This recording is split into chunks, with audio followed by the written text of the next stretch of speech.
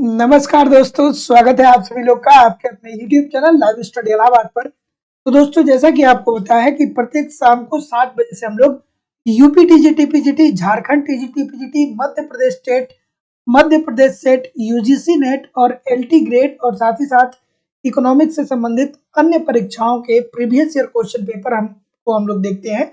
और वहीं इकोनॉमिक्स की जो हमारी दूसरी क्लास होती है वो लाइव स्टडी इलाहाबाद के मोबाइल एप्लीकेशन पे होती है। यहाँ पे दोस्तों हम लोग ए टू जेड इकोनॉमिक्स के कंप्लीट कॉन्सेप्ट पढ़ते हैं, क्योंकि कॉन्सेप्ट पढ़ना बहुत जरूरी है।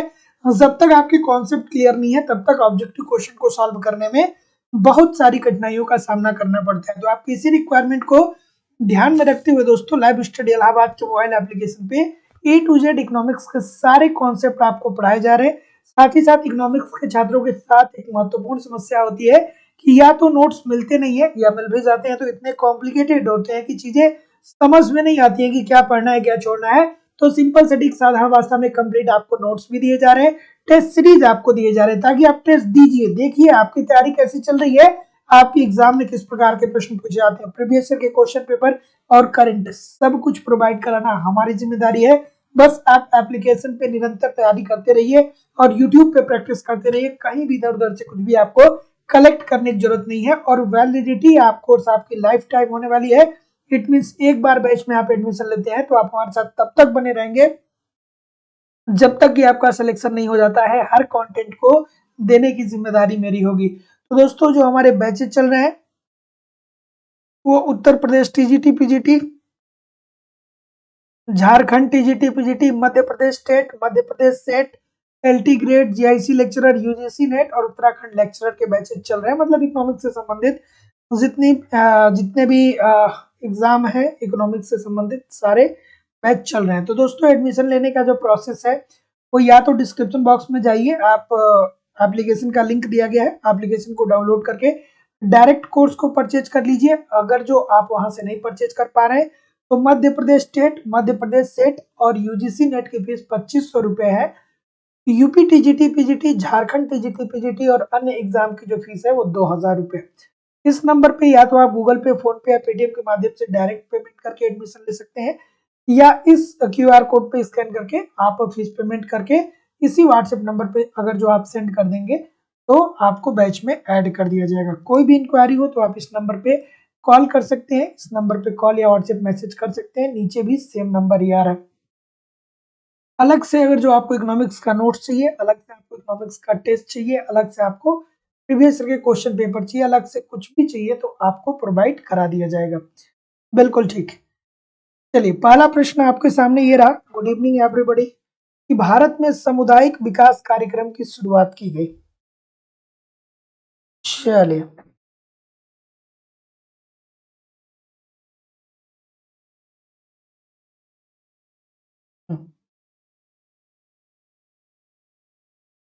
भारत में सामुदायिक विकास कार्यक्रम की शुरुआत की गई। तो जितने लोग भी क्या बोल रहे हैं सर, डी बोल रहे हैं, सभी लोग का उत्तर यहाँ पे बिल्कुल ठीक है। सभी लोग क्या बोल रहे हैं, डी ही बोल रहे हैं ना। और याद रखिएगा दोस्तों कि जो सामुदायिक विकास कार्यक्रम किया गया, इसकी अवधारणा जो भारत ने लिया वो कहाँ से लिया, वो लिया अमेरिका से। याद रखिएगा, एक बार इकोनॉमिक्स में ये भी प्रश्न पूछा गया कि ये बताइए कि जो भारत ने सामुदायिक विकास कार्यक्रम चलाया, ठीक है, उसकी शुरुआत कब हुई? तो उसकी शुरुआत आपकी होती है 1952 में, ठीक है। लेकिन सामुदायिक विकास कार्यक्रम की अवधारणा भारत ने कहां से लिया है? तो ये अमेरिका से लिया है, ठीक है। तो इस बात को आपको ध्यान रखिएगा। और जवाहरलाल नेहरू ने इसे मौन क्रांति के रूप में भी बताया, ठीक है। तो कभी कभी ये भी पूछता है मौन क्रांति की संज्ञा किसे दी जाती है, ठीक है। तो एक बात आपको ये भी याद रखना है। और इसके गठन की जो समिति थी सामुदायिक विकास कार्यक्रम की, वो कौन थी? बलवंत राय मेहता समिति, बलवंत राय मेहता समिति, ठीक है, बलवंत राय मेहता समिति। तो ये 3-4 चीजें हैं जो आपको बेसिकली यहाँ पे याद रखनी है, ठीक है।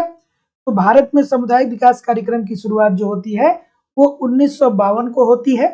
ये अवधारणा जो लिया गया वो अमेरिका से लिया गया और इसे नेहरू जी ने, जवाहरलाल नेहरू ने मौन क्रांति की संज्ञा दी और बलवंत राय मेहता समिति जो है वो गठित की गई थी सामुदायिक विकास कार्यक्रम के लिए। तो जितने लोग भी डी बोल रहे हैं ठीक बोल रहे हैं। अगला प्रश्न, बड़िकवादी अर्थशास्त्री विश्वास करते थे। देखिए, जो बड़िकवादियों का काल माना जाता है ये 16वीं से 18वीं शताब्दी तक माना जाता है। ठीक है, 16वीं से 18वीं शताब्दी तक इनका ये मानना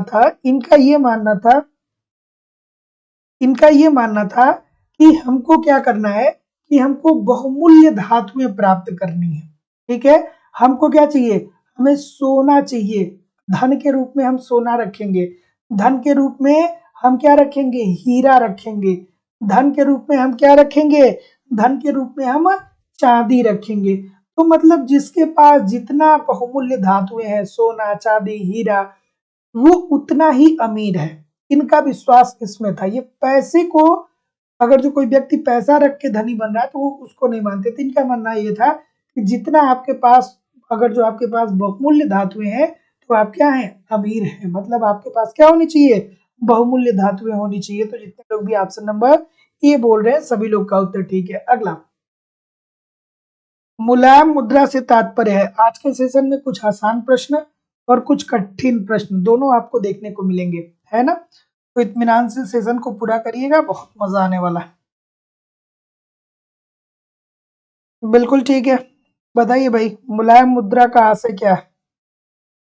एक हम लोग पढ़ते हैं मुलायम मुद्रा, दूसरा हम लोग पढ़ते हैं कठोर मुद्रा। ठीक है, तो मुलायम मुद्रा से आशय क्या होता है सर, कि अंतरराष्ट्रीय बाजार में इसकी मांग क्या होती है कि बहुत कम होती है। मांग जो होती है वो कम होती है और पूर्ति जो होता है वो ज्यादा होता है। अर्थात इसे हम क्या करते हैं, आसानी से प्राप्त कर सकते हैं। और जो कठोर मुद्रा होता है ना, इसकी पूर्ति कम होती है और इसका मांग ज्यादा होता है। ठीक है, पूर्ति इसकी कम होती है और इसका मांग जो होता है वो ज्यादा होता है। तो ऐसी स्थिति में कठोर मुद्रा में हम किसको किसको शामिल कर सकते हैं सर, डॉलर को शामिल कर सकते हैं। और मुलायम मुद्रा में हम इंडियन रुपीस को भी शामिल कर सकते हैं, क्योंकि भैया ये भी उतना स्ट्रांग नहीं है। ठीक है, मतलब अंतरराष्ट्रीय बाजार में जितनी मांग है उससे ज्यादा पूर्ति हो जाती है। तो जितने लोग भी ऑप्शन नंबर सी बोल रहे हैं कि आसानी से प्राप्त किया जा सके, सभी लोग का उत्तर यहाँ पे एब्सोल्युटली 100% ठीक है। तो याद रखिएगा कि मुलायम मुद्रा ऐसी मुद्रा होती है जिसे हम आसानी से पा सकें, और कठोर मुद्रा ऐसी मुद्रा होती है जिसे हम आसानी से पा ना सके। अर्थात मुलायम मुद्रा वह मुद्रा कहलाएगी जिसका अंतरराष्ट्रीय बाजार में मांग जो है वो कम है लेकिन पूर्ति इसकी ज्यादा है। और कठोर मुद्रा क्या कहलाएगी कि जिसका अंतरराष्ट्रीय बाजार में मांग ज्यादा है लेकिन पूर्ति कम है। तो ऑप्शन नंबर सी बिल्कुल ठीक है। अगला,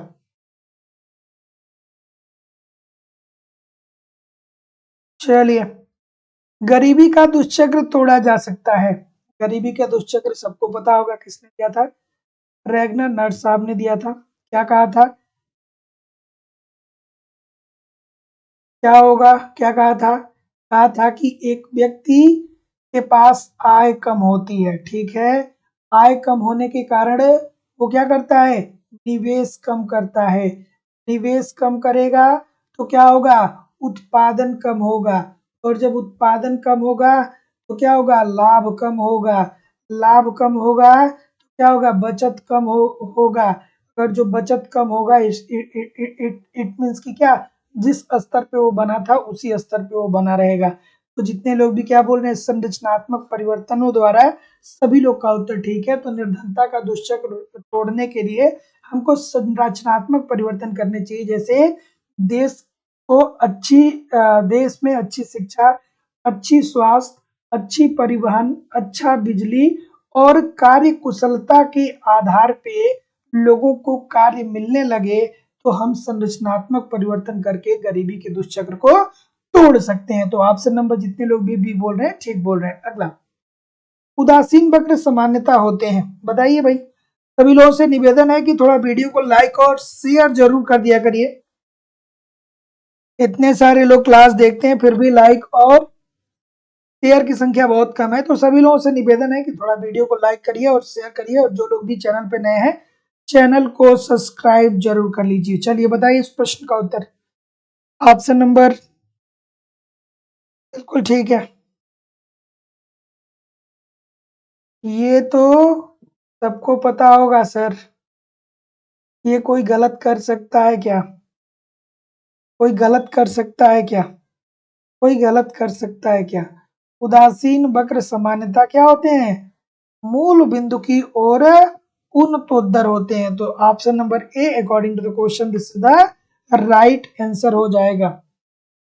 ठीक है। क्या दिखाता है? दो वस्तुओं के संयोग को दिखाता है जिससे उपभोक्ता को संतुष्टि प्रदान होती है, समान संतुष्टि प्रदान होती है। अगला प्रश्न ये रहा कि विभेदकारी मूल्य तब लाभदायक होता है जब। विभेदकारी मूल्य लाभदायक होता है कब लाभदायक होता है भाई? सीधी सी बात है। बिल्कुल ठीक है। विभेदकारी मूल्य किसके अंतर्गत देखने को मिलता है भैया? एकाधिकार प्रतिस्पर्धा के अंतर्गत। ठीक है। यहाँ क्या होता है? विभेदित उत्पादन भी होता है और विभेदित मूल्य भी होता है। विभेदित मूल्य का मतलब क्या है कि किसी वस्तु की उत्पादन लागत इन केस अगर जो 10 रुपए है तो एक स्थान पे वो 12 रुपए का बिक रहा है, दूसरे स्थान पे वो 14 रुपए का बिक रहा है, तीसरे स्थान पे वो 15 रुपए का बिक रहा है, चौथे स्थान पे 20 रुपए बिक रहा है। तो ऐसी स्थिति में विभिन्न बाजारों में मांग की लोच अलग अलग होगी, तभी जाकर के क्या होगा? विभेदकारी मूल्य लाभदायक होगा। ठीक है। तो जितने लोग भी ए बोल रहे हैं सर, सभी लोग का उत्तर यहाँ पे एब्सोल्युटली 100% ठीक होने वाला है। अगला प्रश्न आपके सामने ये रहा कि कृषि वस्तुओं के न्यूनतम समर्थन मूल्य का निर्धारण करता है। ये बढ़िया सा प्रश्न है और बहुत बार ये प्रश्न गलत हुआ है ना, तो गलत नहीं करिएगा। बिल्कुल ठीक है। वर्तमान समय में कितने फसलों को न्यूनतम समर्थन मूल्य के अंतर्गत रखा गया है? 24 फसल या 23 फसल? कमेंट करके जरूर बताइएगा। ये प्रश्न करंट का है, पूछ सकता है। ये प्रश्न करंट का है, पूछ सकता है आपसे। ये बताइए कि वर्तमान समय में न्यूनतम समर्थन मूल्य के अधीन कितने फसलों को रखा गया? तो ऑप्शन नंबर जैसा कि मैं देख पा रहा हूँ, क्या बोल रहे हैं सर? ई बोल रहे हैं। बिल्कुल ठीक है। कृषि लागत एवं मूल्य आयोग। और कृषि लागत एवं मूल्य आयोग की जो स्थापना हुई थी सर, कब हुई थी? 1965 में हुई थी। तो जितने लोग भी ऑप्शन नंबर क्या बोल रहे हैं, क्या बोल रहे हैं सर? ऑप्शन नंबर जितने लोग भी सी बोल रहे हैं, सभी लोग का उत्तर यहाँ पे एब्सोल्युटली ठीक है। ठीक है। और रबी और खरीफ के लिए जो फसलें होती हैं, उन्हीं फसलों के आधार पे न्यूनतम समर्थन मूल्य दिया जाता है।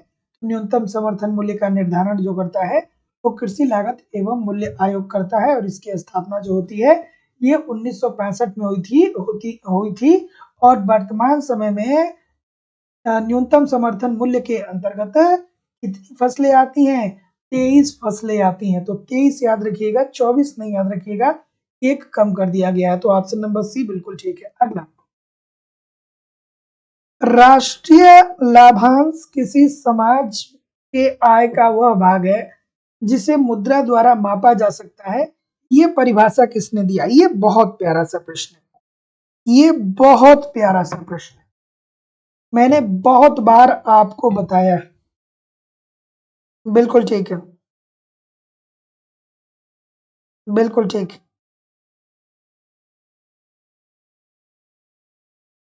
हाँ, 1985 में ये CACP हो गया है। बिल्कुल आपकी बात ठीक है।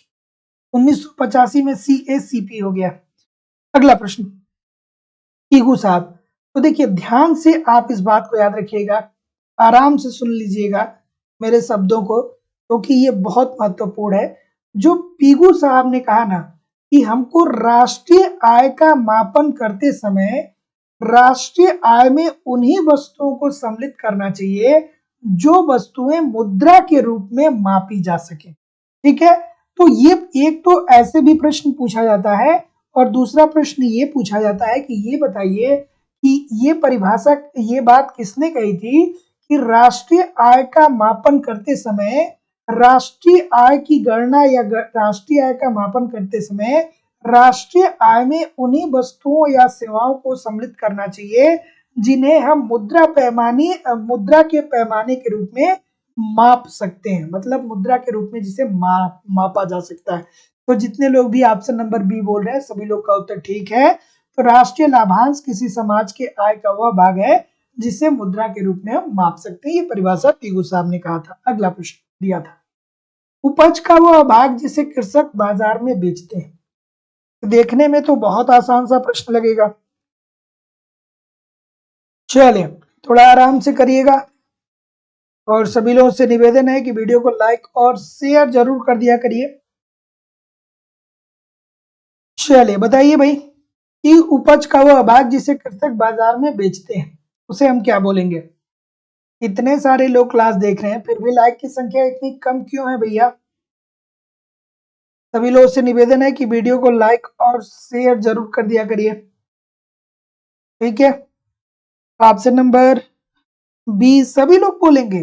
अच्छा भैया, बी सभी लोग बोलेंगे तो भाई बहुत व्यवहारिक भाषा में आप समझ लीजिए कि आपके घर अगर जो खेती होती है 2-4 बीघे आपके घर जमीन है, तो अगर जो 10 क्विंटल क्या हो रहा है कि गेहूं का उत्पादन हो रहा है, तो ऐसी स्थिति में आपके घर में अगर जो 5 लोग हैं तो घर में 3 से 4 क्विंटल आप क्या करते हैं गेहूं रख लेते हैं।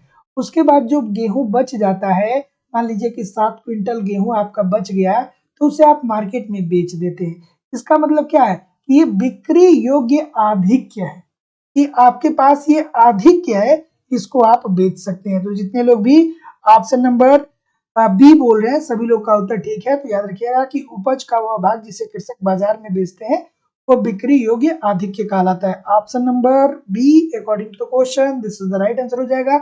अगला प्रश्न आपके सामने ये रहा, ये चीज आपको बहुत परेशान करता है ना कि सर जी कभी कभी एग्जाम में दे देता है प्रतिष्ठित अर्थशास्त्रियों के अनुसार, कभी कभी दे देता है 9 प्रतिष्ठित अर्थशास्त्रियों के अनुसार, कभी कभी दे देता है आधुनिक अर्थशास्त्रियों के अनुसार। तो ये बड़ा समस्या होती है सर, समझ नहीं पाते हैं कि किसको प्रतिष्ठित में सम्मिलित किया जाता है और किसको प्रतिष्ठित में नहीं सम्मिलित किया जाता है। ठीक है, तो जब इकोनॉमिक्स आप शुरू से ठीक तरीके से अगर जो आप पढ़ते होंगे तो ये कॉन्सेप्ट आपके लिए क्लियर होगा, और अगर जो ठीक तरीके से कॉन्सेप्ट आप नहीं पढ़ते हैं तो ये चीजें आपकी क्लियर नहीं होंगी। इसीलिए कहा जाता है कि कॉन्सेप्ट पढ़ना जरूरी होता है, ठीक है। तो हमारे एडम स्मिथ साहब कहाँ हैं भैया, बिल्कुल ठीक है। डेविड रिकार्डो साहब और माल्था साहब, ये सभी लोग जो हैं ये किसमें आते हैं, ये प्रतिष्ठित अर्थशास्त्रियों के अंतर्गत आते हैं। तो ऑप्शन नंबर क्या होना चाहिए, D according to the question this is the right answer हो जाएगा। और इन्हीं को हम क्या बोलते हैं, परंपरागत अर्थशास्त्री भी बोलते हैं। इंग्लिश में क्या बोलते हैं भैया, अंग्रेजी वाले बता दीजिए मुझे, अंग्रेजी में क्या बोलते हैं, क्योंकि पेपर में कभी कभी इंग्लिश टर्मिनोलॉजी ही पूछ देता है। अब इस प्रश्न को मैं इसलिए आपके सामने लाया हूं कि आप बी और डी कभी नहीं करेंगे, लेकिन ए और सी में बहुत सारे लोग कंफ्यूज होंगे। ये प्रश्न मुझे पता है कि मैक्सिमम लोग को आता होगा, मैक्सिमम लोग को पता होगा, लेकिन फिर भी मुझे ऐसा लगता है कि ए और सी में बहुत सारे लोग इस प्रश्न को गलत करेंगे। देखिए कितने सारे लोग गलत कर रहे हैं ना, कितने सारे लोग गलत कर रहे हैं, सभी लोग गलत कर रहे हैं। अच्छा सभी लोग गलत कर रहे हैं, बहुत सारे लोग गलत कर रहे हैं, किसी ने सही उत्तर नहीं दिया। कोई तो सही दे दो भैया, कोई तो सही उत्तर दे दीजिए, सभी लोग गलत ही कर रहे हैं। कोई ए वाला नहीं है क्या, हा? ए वाला कोई महानुभाव नहीं है, ठीक है। अगर जो आप ए नहीं कर रहे हैं तो आप बहुत अच्छा कर रहे हैं, ठीक है, आप बहुत सही कर रहे हैं, बहुत अच्छा कर रहे हैं कि साहसी, ठीक है। सुपीटर साहब ने ये कहा कि एक जो साहसी होता है ना वो नए नए आइडियाज को सोचता है, नया नया परिवर्तन करता है और नए आइडियाज को दिमाग में लाता है और उसको इम्प्लीमेंट करने के लिए, उसको क्रियान्वित करने के लिए वो बैंक से क्या ले लेता है, साख ले लेता है। तो ये 2 बातें आपको ध्यान रखनी होती है, तो साहसी कौन होता है? वही नव प्रवर्तक होता है। तो जितने लोग भी सी बोल रहे हैं सभी लोग का उत्तर यहाँ पे बिल्कुल ठीक हो जाएगा। अगला,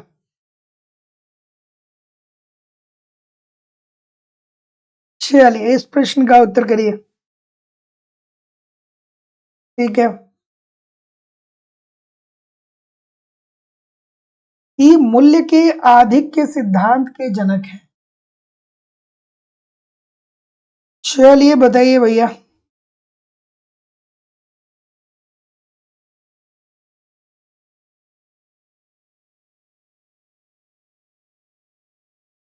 ये तो आसान सा प्रश्न है, यहाँ सी होना चाहिए, नहीं होगा?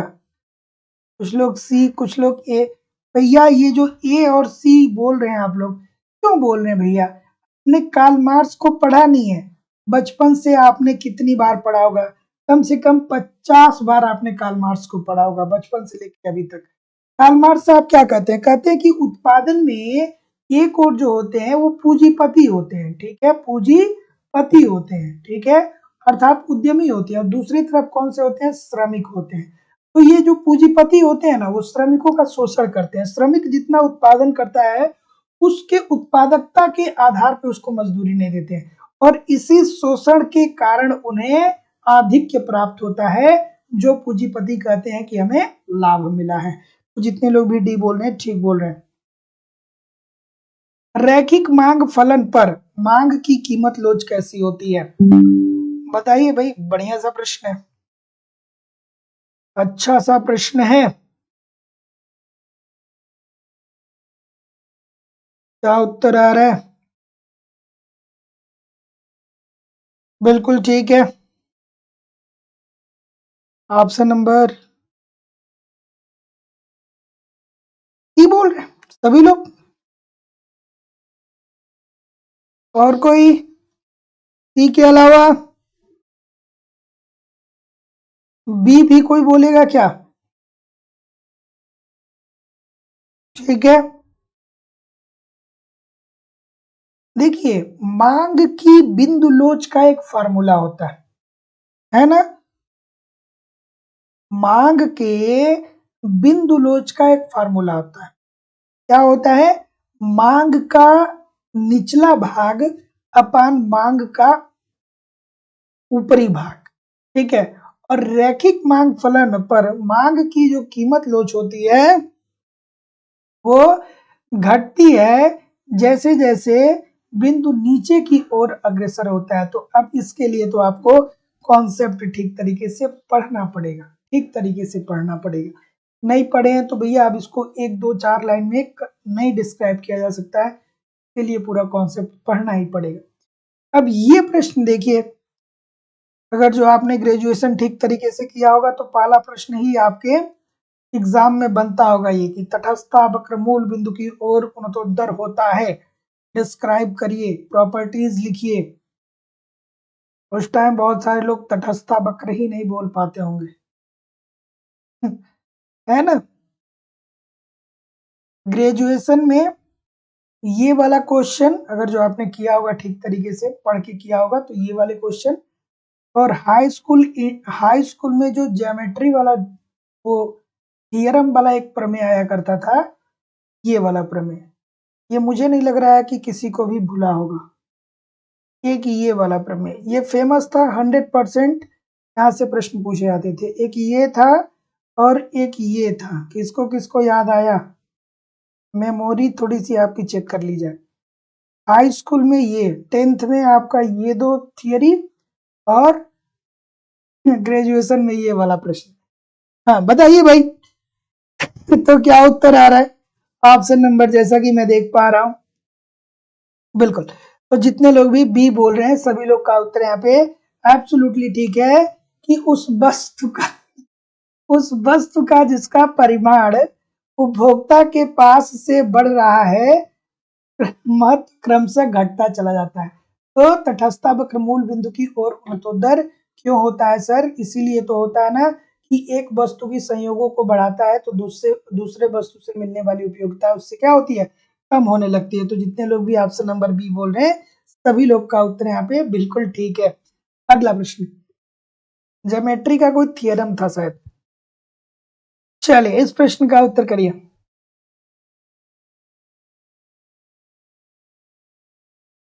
हाँ, इस प्रश्न का उत्तर करिए। क्या उत्तर आएगा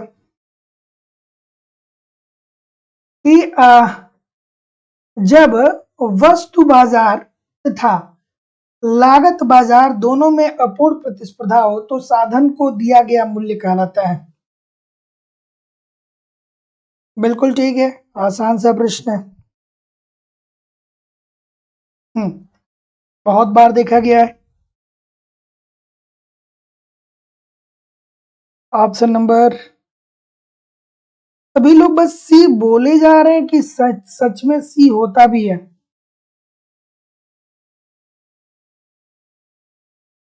ठीक है, कम होता है कि अधिक होता है?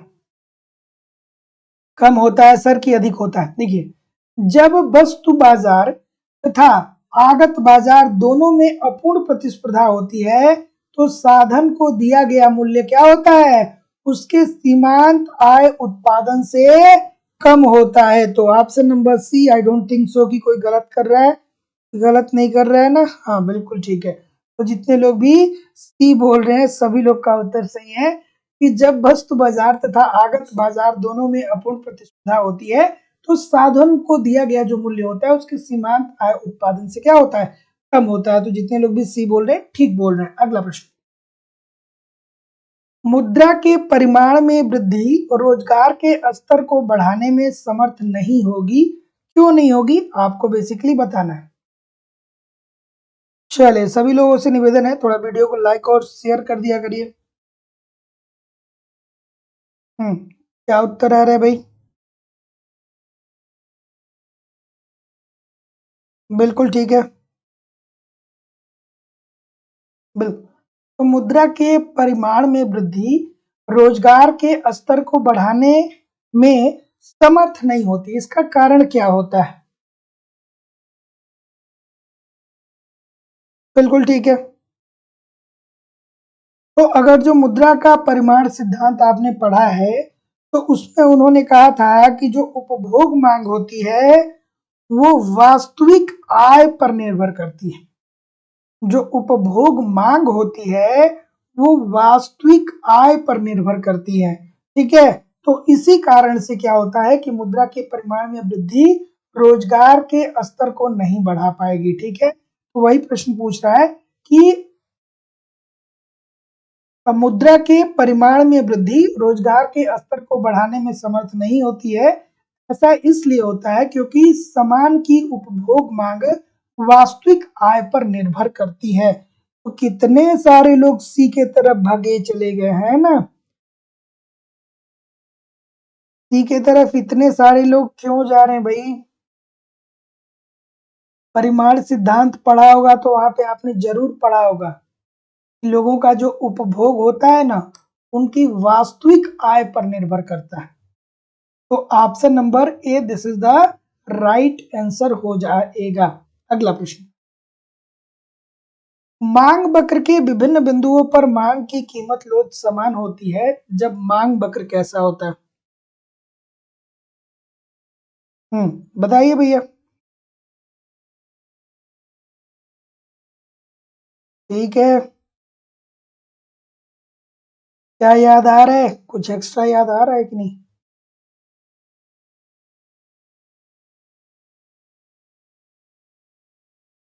हम्म ठीक है। आयता आयतीय अति परवलयकार वक्र, ठीक है, पढ़ा होगा, जरूर पढ़ा होगा। ठीक है, बहुत अच्छे से नहीं बन पाता है बट आप समझ लीजिएगा, मेरा मार्कर थोड़ा ठीक तरीके से कार्य करता नहीं है। तो जितने लोग भी ऑप्शन नंबर यहाँ पे क्या होता है, ये डीडी होता है ना, डीडी वक्र। ठीक है, तो जितने लोग भी किसकी बात कर रहा है, ए एफ सी की बात कर रहा है ना, तो आयतीय परि अति आयतीय परिवलय वक्र, option number C according to the question this is the right answer हो जाएगा। तो याद रखिएगा कि मांग वक्र के विभिन्न बिंदुओं पर मांग की कीमत लोच समान होती है जब मांग वक्र कैसा होता है, आयतीय परिवलय वक्र होता है। Option number C is the right answer हो जाएगा। अगला प्रश्न आपके सामने रहा कि उस अर्थशास्त्री का नाम बताइए जिसने कीमत निर्धारण में संबंध में समय के महत्व का विवेचन किया। बढ़िया सा प्रश्न है, जरूर कमेंट करके बताइए। इजी सा भी प्रश्न है कि ये आपको बताना है बेसिकली कि उस अर्थशास्त्री का नाम बताइए जिसने कीमत निर्धारण में समय के महत्व का विवेचन किया। मतलब उन्होंने ये कहा कि भैया जब कीमत का निर्धारण होता है ना तो समय भी महत्वपूर्ण होता है। चलिए बताइए, मुझे नहीं लग रहा है कि किसी का गलत होना चाहिए।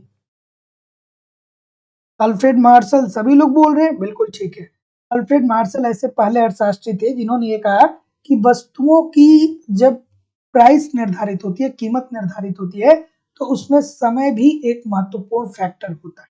ठीक है, क्योंकि आप देखते हैं कि गर्मियों के सीजन में ठंडियों के कपड़े जो होते हैं वो थोड़े से कम मूल्य पे बेचे जाते हैं और ठंडियों में गर्मियों के कपड़े थोड़े से कम मूल्य पे बेचे जाते हैं। ठीक है, जो कंपनियां होती हैं उनका ये होता है कि कम ही मूल्य पे बेच करके कम से कम उत्पादन लागत निकाल लो, ताकि उत्पादन लागत हमारा निकल जाएगा तो हम नए साल के लिए फिर नया उत्पादन करके नई वस्तुओं को मार्केट में लाएंगे। तो ये जो सेल लगता है ना, जो आप देखते हैं कि बिग सेल लगता है, बड़ा बड़ा सेल लगता है, वहां पे डिस्काउंट आपको दिया जाता है, तो वो डिस्काउंट इसी कारण होता है कि बहुत ज्यादा डिस्काउंट नहीं होता है, बहुत थोड़ा सा ही होता है, लेकिन उनका ये रहता है कि भैया जो पूंजी हमारी फंसी पड़ी हुई है, जो हमारे कपड़े नहीं बिके हुए हैं वो बिक जाए, ताकि जो पूंजी हमें मिलेगी तो फिर हम नए सीजन के लिए नया कपड़ा लॉन्च कर देंगे, मतलब नया कपड़ा लेते आएंगे, नया कपड़ा बना लेंगे। अगला प्रश्न आपके सामने ये रहा कि यद्यपि ब्याज की दर मुद्रा की मांग व पूर्ति में साम्य के द्वारा निर्धारित होती है, तथापि कभी कभी मुद्रा की पूर्ति में वृद्धि भी ब्याज दर को घटा नहीं पाता। ये विचार किसने दिया था? क्या उत्तर होगा? क्या उत्तर होगा भाई? क्या बोल रहे हैं?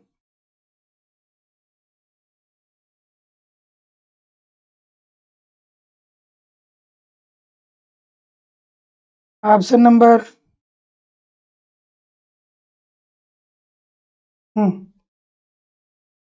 क्या बोल रहे हैं? बी बोल रहे हैं। जितने लोग भी बी बोल रहे हैं बिल्कुल सही है, जे एम केन्स ने। तो यद्यपि ब्याज की दर मुद्रा की मांग और पूर्ति में साम्य के द्वारा निर्धारित होती है, ये बात सबको पता होगा, बहुत बार हम लोगों ने पढ़ा है। तथापि कभी कभी मुद्रा की पूर्ति में वृद्धि भी ब्याज दर को घटा नहीं पाती है, ये बात किसने कही थी? केन्स साहब ने कहा था। तो option number B according to the question this is the right answer हो जाएगा। चलिए भाई, निम्नलिखित निर्देशों में से कौन सा निर्देश कपट संधि अल्पाधिकार का निर्देश है?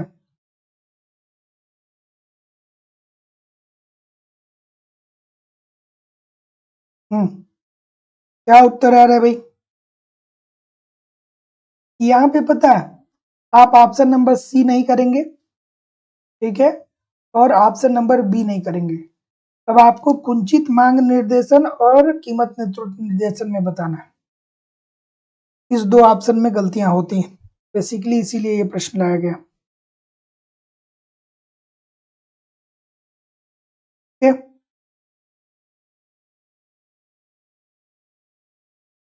सभी लोग ये बोल रहे हैं, सभी लोग ये बोल रहे हैं, ठीक है।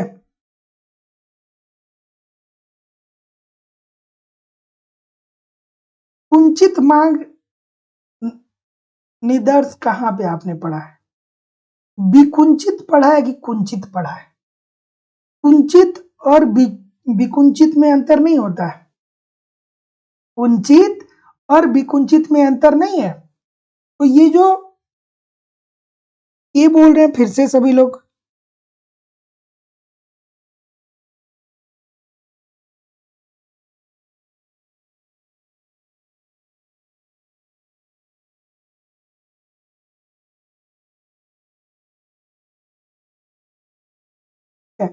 ये जो कीमत नेतृत्व निदर्श आता है वो किसके अंतर्गत आता है? ये कपट संधि निर्देश के अंतर्गत आता है। और ये कपट संधि कहाँ पे देखने को मिलता है?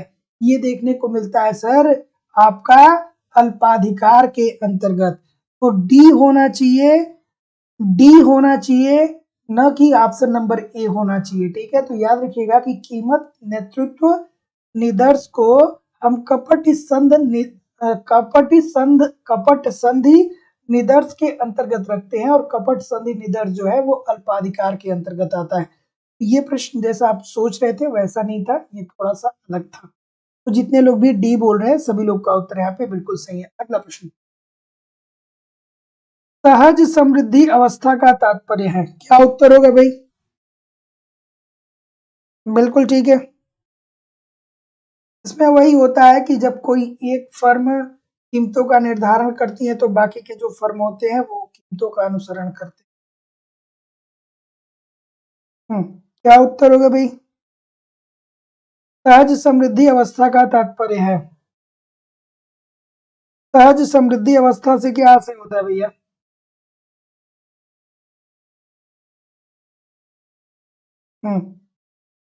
बहुत बार देखा गया है, गलत नहीं होना चाहिए।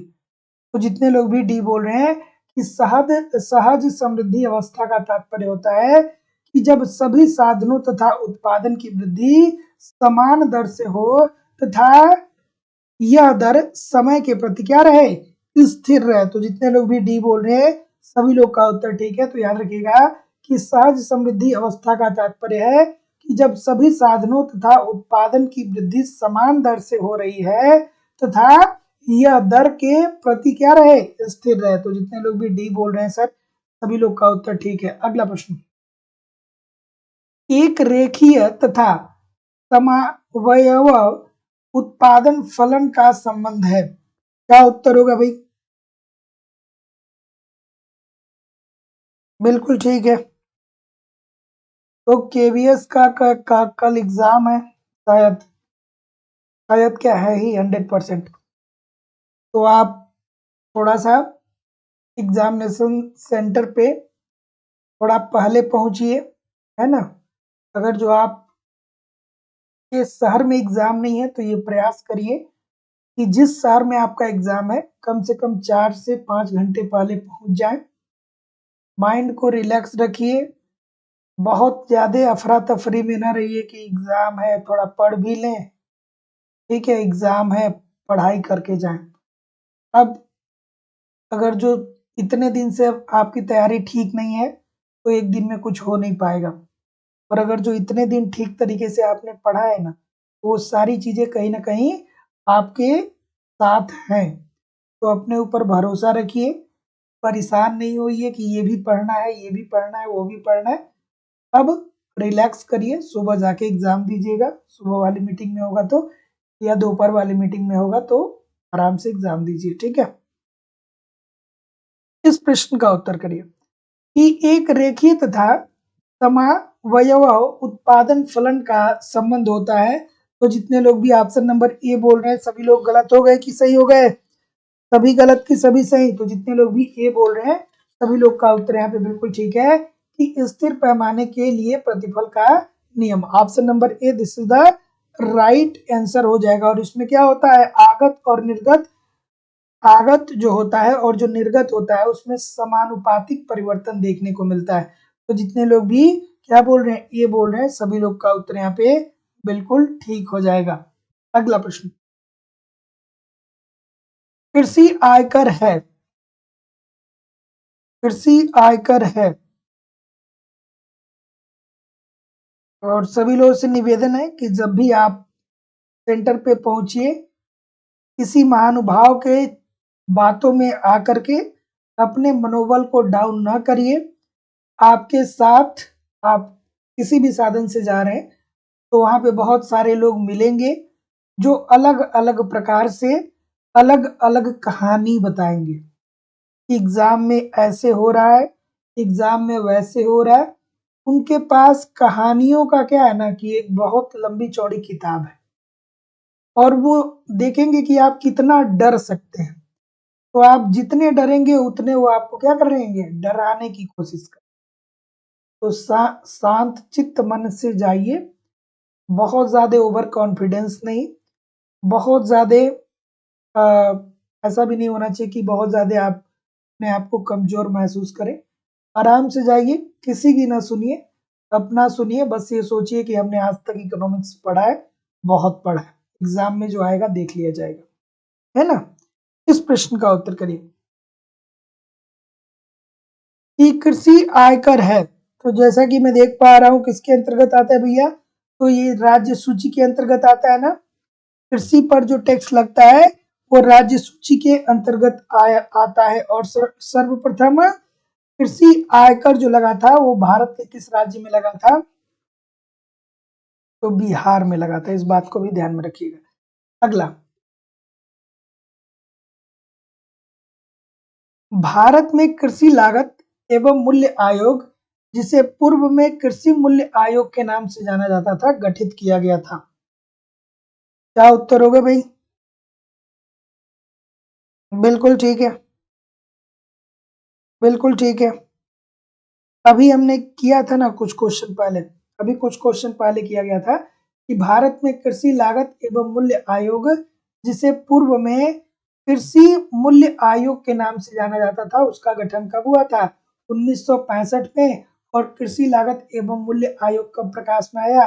1985 में। ठीक है, तो ये वाला जो है ये 85 में आया और ये वाला जो है वो 65 में आया। तो option number D according to the question this is the right answer. अगला, निम्नलिखित में से कौन सा नवीन औद्योगिक नीति पर लागू नहीं होता है? नवीन औद्योगिक नीति पे लागू कौन सा नहीं होता है, कमेंट करके बताइए।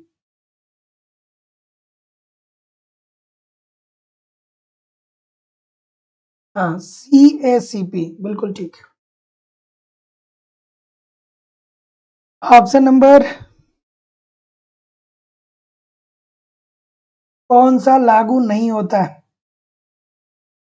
जो औद्योगिक नीति आई भैया 1991 में, उसमें बेसिकली क्या किया गया?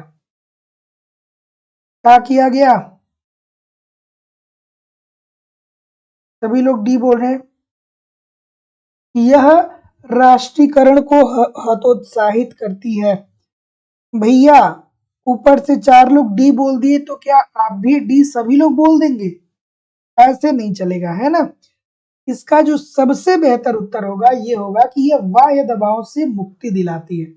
नहीं, ये बाह्य दबाव से हमें मुक्ति नहीं दिलाती है, ये हमें और क्या करती है कि एक तरीके से ये हमें बाह्य दबाव और बढ़ाता है। अब हमने क्या कर दिया, हमने आयात जो है वो सुगम बना दिया। ठीक है, हमने अपनी इकोनॉमी को क्या कर दिया, ओपन कर दिया। ठीक है, कि आप चलिए, ठीक है, आप आइए हमारे देश में, प्रत्यक्ष रूप से निवेश करिए या अप्रत्यक्ष रूप से निवेश करिए। तो अब हमारे ऊपर दबाव ज्यादा हो गया। ठीक है, तो दबाव से हमें मुक्ति नहीं मिली। तो जितने लोग भी सी बोल रहे हैं सभी लोग का उत्तर यहाँ पे एब्सोल्युटली ठीक हो जाएगा। ठीक है, हम ऐसा नहीं कर सकते हैं सर्टेनली, हालांकि अप्रत्यक्ष रूप से ये बात हुई थी, लेकिन सर्टेनली ये बात नहीं कही जा सकती। अगला, क्या किया गया? आप आइए हमारे देश में, उत्पादन करिए, आइए पैसा लगाइए, मशीनरी बैठाइए। ठीक है, तो हमें कंपटीशन में और क्या किया गया, वृद्धि हुआ। अगला प्रश्न ये रहा कि भारत में 1991-92 में आरंभ किए गए आर्थिक उदारीकरण कार्यक्रम ने तत्कालिक दृष्टि से मदद की। इस दृष्टि से मदद किया भैया।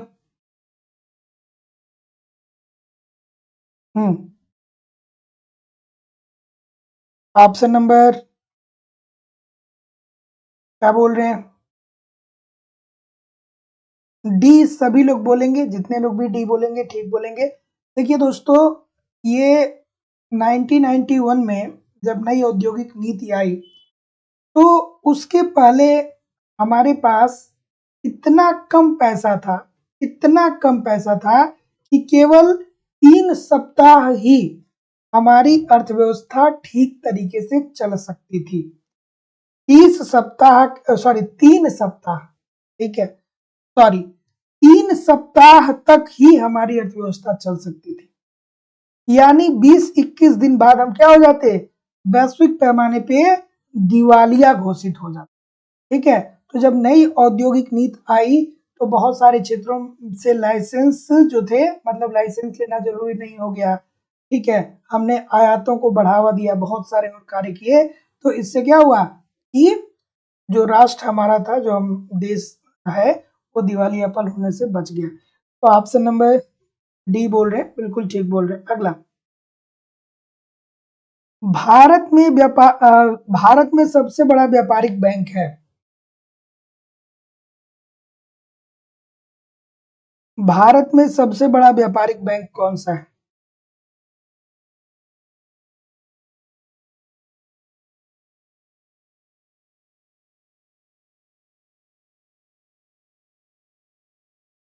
चलिए, कहीं कहीं पे 2 सप्ताह देखने को मिलता है, कहीं कहीं पे 3 सप्ताह देखने को मिलता है, लेकिन ये बात भी सही है कि आयोग 2 सप्ताह को ही मान के चलता है, 14 दिन को मान के चलता है। ठीक है, भारतीय स्टेट बैंक की बात कर रहे हैं, बिल्कुल ठीक है। तो जितने लोग भी ये बोल रहे हैं, सभी लोग का उत्तर है बिल्कुल ठीक है। भारत में सबसे बड़ा व्यापारिक बैंक कौन है? भारतीय स्टेट बैंक अस्तित्व में कब आता है? 1952। और कौन सी समिति से संबंधित है? गोरेवाला समिति से। ठीक है, तो option number A according to the question this is the right answer हो जाएगा। अगला,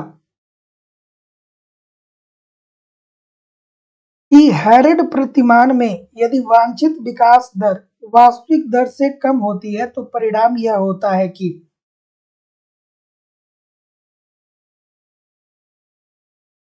क्या उत्तर होगा भाई?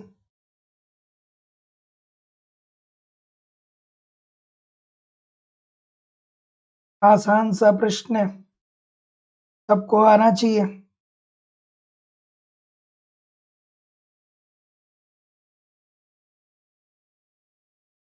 हम्म, तो जितने लोग भी ये बोल रहे हैं स्फीति की स्थिति उत्पन्न हो जाती है, अर्थात अर्थव्यवस्था में महंगाई आ जाती है, सभी लोग का उत्तर ठीक है। तो याद रखिएगा कि हेरेड प्रतिमान में यदि वांछित विकास दर वास्तविक विकास दर से कम होता है तो यह परिणाम होता है कि स्फीति की स्थिति विद्यमान हो जाती है, अर्थात महंगाई की स्थिति आ जाती है। अगला प्रश्न, सूची 1 को सूची 2 के साथ सुमेलित करिए। और दोस्तों, लाइव स्टडी इलाहाबाद के मोबाइल एप्लीकेशन पे आपको कंप्लीट इकोनॉमिक्स पढ़ाया जा रहा है, बस आप ईमानदारी से एप्लीकेशन पे पढ़ते रहिए।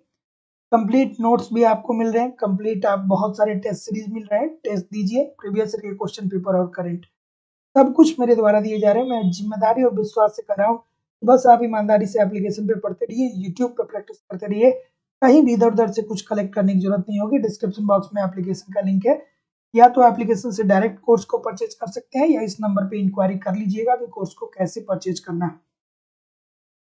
UP TGT PGT, Jharkhand TGT PGT, Madhya Pradesh state, मतलब सारे बैचेज उपलब्ध है। उत्तर आएगा भाई ऑप्शन नंबर 4, 5, 3, 1। और कोई? प्रस्ताव वक्र की बात करें से संबंधित है पारस्परिक मांग की अवधारणा, बिल्कुल सही है। लेफर वक्र की बात करें तो किससे संबंधित है? लोक राजस्व से संबंधित है। लॉरेंज वक्र और गिनी गुणांक आय में असमानताओं को बताता है, और विकुंचित मांग वक्र क्या बताता है? मूल्यों में स्थिरता की प्रवृत्ति को बताता है। तो जितने लोग भी बोल रहे हैं 4, 5, 3, 2, सभी लोग का उत्तर बिल्कुल ठीक है। अगला प्रश्न, एंजिल के नियम के अनुसार खाद्य पदार्थों की मांग की लोच कैसी होती है? एंजिल का नियम आई होप कि सबको पता होगा। ठीक है, बताइए भाई। बिल्कुल ठीक है।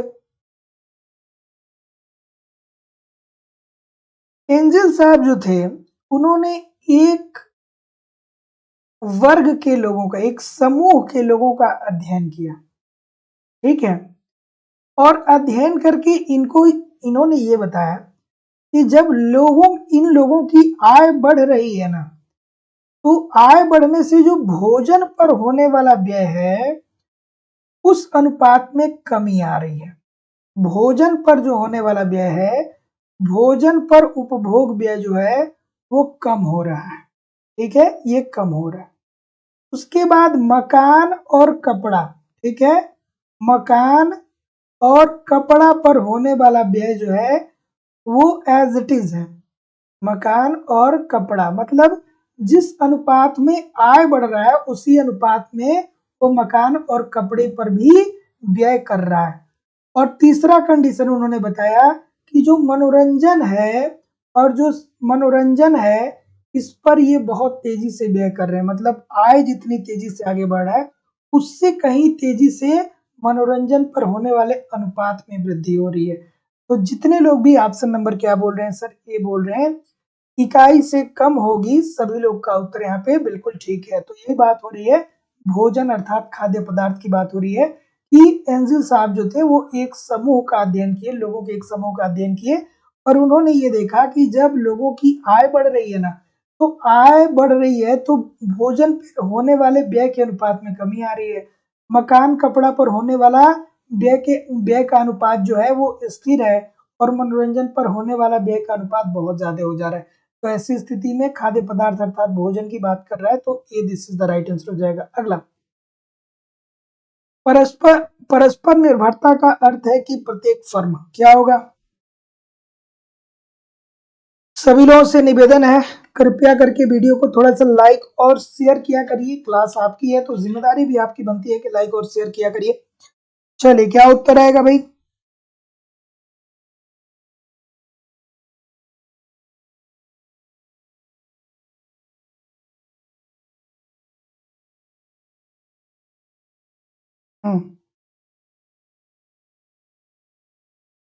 क्या उत्तर आ रहा है?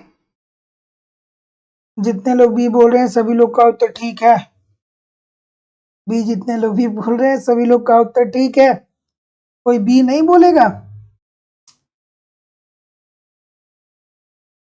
तो परस्पर निर्भरता का अर्थ है कि प्रत्येक फर्म अपनी मूल्य नीति निर्धारित करते समय अपने प्रतिद्वंदियों की प्रतिक्रिया को ध्यान में रखता है।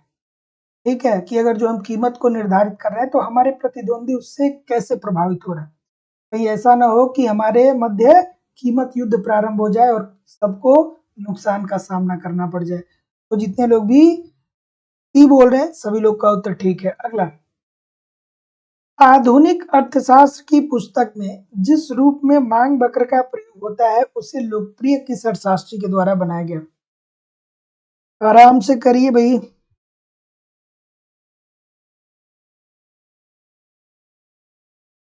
क्या उत्तर होगा?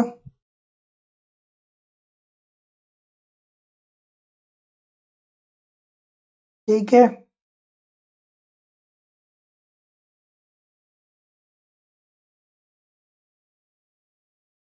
मार्शल साहब, आधुनिक अर्थशास्त्र की पुस्तकों में जिस रूप से मांग वक्र का प्रयोग होता है उसे लोकप्रिय बनाने का कार्य किसने किया? हमारे मार्शल साहब ने किया था। इसमें किसमें क्या संबंध बताया था? मांग और कीमत में विपरीत संबंध देखने को मिलता है। अर्थात अगर जो वस्तुओं की कीमतों में कमी आती है तो वस्तुओं की मांग में वृद्धि होती है। तो जितने लोग भी बी बोल रहे हैं बिल्कुल ठीक है। अगला, निम्नलिखित में से कौन सा सिद्धांत यह कहता है कि ब्याज विशुद्ध रूप से एक मौद्रिक चर है? ये तो बच्चों वाला प्रश्न है भाई, बहुत बच्चों वाला प्रश्न है। किन साहब, अरे किन साहब तो दिए ही नहीं है इसमें।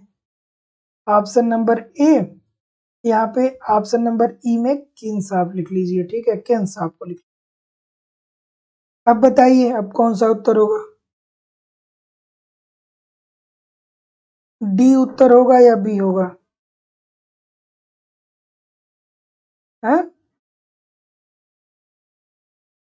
तो जो प्रतिष्ठित अर्थशास्त्री आए थे, मतलब इनसे पहले केन साहब से पहले जो अर्थशास्त्री आए थे उनका ये कहना था कि ब्याज दर का निर्धारण में ना, ब्याज दर के निर्धारण में बहुत सारे फैक्टर होते हैं। ठीक है, और उसके बाद उन्हीं की आलोचना करते हुए किन साहब जब आते हैं, जब तरलता अधिमान सिद्धांत बताते हैं, तो उसमें कहते हैं कि नहीं सर, ब्याज दर का निर्धारण जो होता है ना, वो केवल और केवल एक मौद्रिक घटना है। मतलब ब्याज दर का निर्धारण केवल और केवल एक मौद्रिक घटना है। तो option number B according to the question this is the right answer हो जाएगा। तो याद रखिएगा कि ब्याज विशुद्ध रूप से एक मौद्रिक चर है, ये तरलता अधिमान सिद्धांत में किन साहब ने कहा है। Option number B according to the question this is the right answer हो जाएगा। प्रतिष्ठित अर्थशास्त्रियों ने क्या कहा था, याद आ रहा है आपको? प्रतिष्ठित अर्थशास्त्री और नौ प्रतिष्ठित अर्थशास्त्री। प्रतिष्ठित अर्थशास्त्रियों ने क्या कहा था, क्या कहा था, आपको याद आ रहा है? कमेंट करके थोड़ा मुझे बताइए जरूर कि प्रतिष्ठित अर्थशास्त्रियों ने क्या कहा था कि ब्याज दर का निर्धारण कैसे होता है, जरूर कमेंट करके बताइएगा। उसके बाद आते हैं नौ प्रतिष्ठित अर्थशास्त्री, वो क्या कहते हैं कि ब्याज दर का निर्धारण कैसे होगा। ठीक है, तो आपको नहीं याद आ रहा हो तो मैं बता रहा हूं, जो प्रतिष्ठित अर्थशास्त्री थे ना, उन्होंने कहा था कि ब्याज दर में, ब्याज दर जो होता है ये एक गैर मौद्रिक कारक है। मतलब ब्याज दर का निर्धारण करते समय हम मुद्रा को शामिल नहीं करते हैं या मुद्रा के बारे में हम लोग नहीं देखते। लेकिन जब नौ प्रतिष्ठित अर्थशास्त्री आए तो उन्होंने कहा कि ब्याज दर मौद्रिक और अमौद्रिक दोनों घटना है। और इसी के बाद जब किन साहब आते हैं तो कहते हैं नहीं, ब्याज दर केवल मौद्रिक घटना है। ठीक है, इस बात को आप समझिएगा। प्रतिष्ठित अर्थशास्त्रियों ने क्या कहा कि ब्याज दर एक अमौद्रिक घटना है, मतलब इसमें ब्याज दर के निर्धारण में मुद्रा का कोई रोल नहीं है। फिर जब नौ प्रतिष्ठित अर्थशास्त्री आए तो उन्होंने कहा कि नहीं, ब्याज दर जो होता है ये एक मौद्रिक घटना है और ये अमौद्रिक घटना भी है, दोनों है। लेकिन किन साहब आते हैं तो इन लोगों की आलोचना करते हुए कहते हैं नहीं, ब्याज दर एक विशुद्ध मौद्रिक घटना है। मतलब ब्याज दर का निर्धारण जो होता है वो मौद्रिक घटना के आधार पर ही होता है। अगला प्रश्न आपके सामने ये रहा, किसी ने कमेंट नहीं किया, याद नहीं आया क्या? याद नहीं आया क्या? क्यों कमेंट नहीं किया आपने? लगान किसी साधन का कॉन्सेप्ट ठीक तरीके से पढ़े होंगे तो ये तो आपको याद आ रहा होगा ना, जब ब्याज वाला चैप्टर आप पढ़ते हैं तो ये तो आपको याद आ रहा होगा, पूरा दिमाग में चलनी चाहिए थी बातें। तो ये मैं बहुत शॉर्ट फॉर्म में बताया। ठीक है, अगला, लगान किसी साधन का हस्तांतरण आय से अतिरिक्त प्राप्त होने वाली आय को बोलते हैं। ये किसकी, ये कौन कहता है भैया? बिल्कुल ठीक है, रिकार्डो साहब नहीं है क्या? है। तो जितने लोग भी श्रीमती जॉन रॉबिन्सन बोल रहे हैं, सभी लोग का उत्तर यहाँ पे बिल्कुल ठीक है कि लगान किसी साधन का स्थानांतरण आय से अतिरिक्त प्राप्त होने वाली आय को कहते हैं। ये श्रीमती जॉन रॉबिन्सन कहती है। तो जितने लोग भी डी बोल रहे हैं बिल्कुल ठीक बोल रहे हैं। अगला, ठीक है,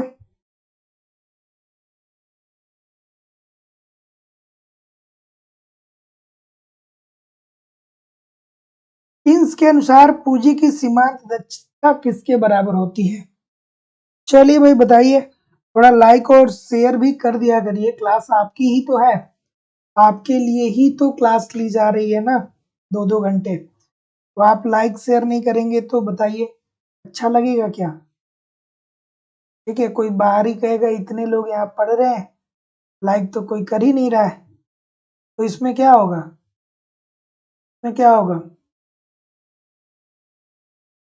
ये अच्छी बात नहीं होगी ना। कोई देखेगा इतने लोग पढ़े लाइक ही नहीं किए। चलिए, तो इस प्रश्न का उत्तर करिए। ऑप्शन नंबर बी जितने लोग भी बोल रहे हैं, ठीक है, सभी लोग का उत्तर बिल्कुल सही है कि पूंजी से प्रत्याशित आय को, option number B according to the question this is the right answer हो जाएगा कि किन्स के अनुसार पूंजी की सीमांत दक्षता उसके बराबर होती है पूंजी की प्रत्याशित आय के। अगला प्रश्न, इस प्रश्न का उत्तर करिए।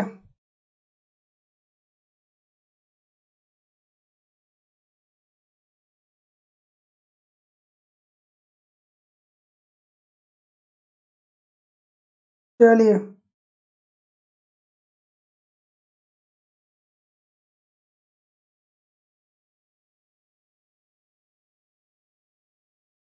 क्या उत्तर हो गया भाई? बी बोल रहे हैं, बलवंत राय मेहता कमेटी। सभी लोग बी बोल रहे हैं। और कोई बी के अलावा? कोई महानुभाव बी के अलावा? कब गठित हुई थी ये कमेटी? कमेटी कब गठित हुई थी सर? बताना चाहिए था। बिल्कुल ठीक है, अनिश पांडे जी बता रहे हैं, अच्छी बात है। तो जितने लोग भी बी बोल रहे हैं ठीक है। तो भारत में पंचायती राज प्रणाली निम्नलिखित में से किस कमेटी की सिफारिश पर पुनः आरंभ की गई थी? तो वो था बलवंत राय मेहता कमेटी। एक प्रश्न 100% यहाँ से पूछा जाता है दोस्तों। जितनी भी कमेटियां गठित की गई हैं उससे एक या दो प्रश्न जरूर पूछा जाता है। या डेट तो बहुत रेयर देखने को मिलता है। बेसिकली जो कमेटी गठित की गई थी उसके अध्यक्ष के बारे में पूछा जाता है या उस कमेटी का नाम क्या था ये पूछा जाता है। तो ऑप्शन नंबर बी बिल्कुल ठीक है। जैसे कि पिछली बार किसका दिया था? नाबार्ड का दिया था ना। अगला, कि जब दो वस्तुओं के बीच मूल्य की आड़ी लोच शून्य हो तो ऐसी वस्तुएं कही जाती हैं। ये प्रश्न तो आपको नींद में भी बता देना चाहिए। यहाँ पे ये प्रश्न आपको नींद में भी बताना चाहिए और वो चारों कंडीशन आपको बताना चाहिए। ठीक है, बिल्कुल ठीक है। स्वतंत्र वस्तुओं के लिए शून्य होता है। विलासिता वस्तुओं के लिए कैसा होता है? पॉजिटिव होता है कि धनात्मक होता है? पॉजिटिव होता है कि धनात्मक होता है? हम्म, बताइए, बताइए भाई, क्या होता है? विलासिता की वस्तुओं के संदर्भ में मांग की अड़िलोच कैसी होती है? ठीक है, बिल्कुल ठीक है, बिल्कुल ठीक है। पूरक वस्तुओं में कैसा होता है? पूरक वस्तु में ऋणात्मक होता है। ठीक है। और स्थापन वस्तुओं में क्या होता है सर? स्थापन वस्तुओं में क्या होता है? स्थापन वस्तुओं में क्या होता है? धनात्मक होता है।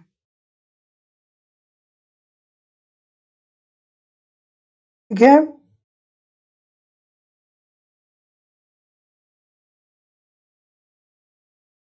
ठीक है।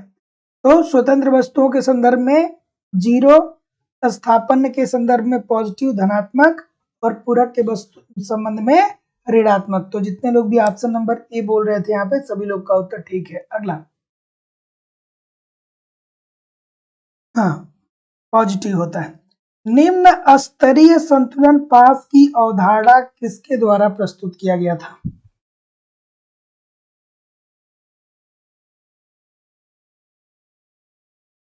हम्म, चलिए बताइए इस प्रश्न का उत्तर।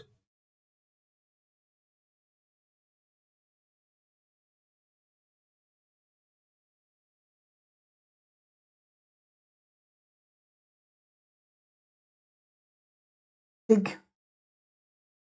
तो निम्न स्तरीय संतुलन पास सिद्धांत, नेल्सन की बात कर रहे हैं बहुत सारे लोग। तो जितने लोग भी नेल्सन साहब की बात बोल रहे हैं सभी लोग का उत्तर ठीक है। नेल्सन साहब ने निम्न स्तरीय संतुलन पास सिद्धांत में क्या कहा था, याद आ रहा है?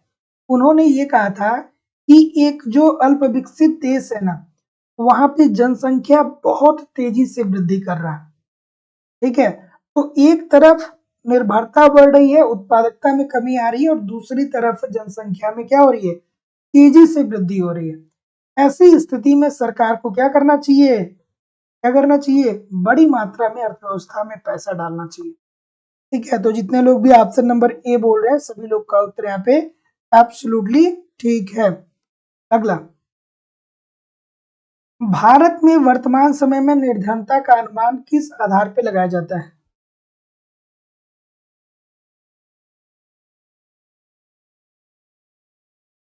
हम्म, क्या उत्तर होगा भैया? ऑप्शन नंबर